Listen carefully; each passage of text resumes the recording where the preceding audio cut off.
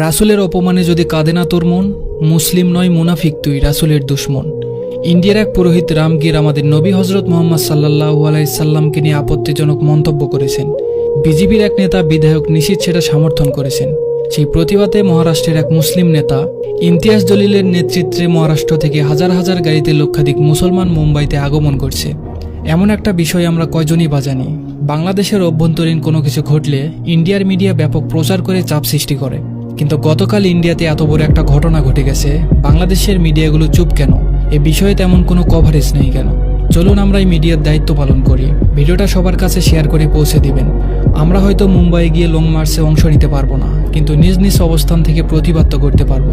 হে রাসূল, যারা আপনার ইজ্জতে আঘাত করে, এই দুনিয়ায় তার বেঁচে থাকার কোনো অধিকার নেই। আর আপনার অপমানে যে নীরব থাকে, সে আপনার উম্মত দাবি করার অধিকার নেই। শাতিমের একমাত্র শাস্তি শিরচ্ছেদ, সে তাওবা করলেও।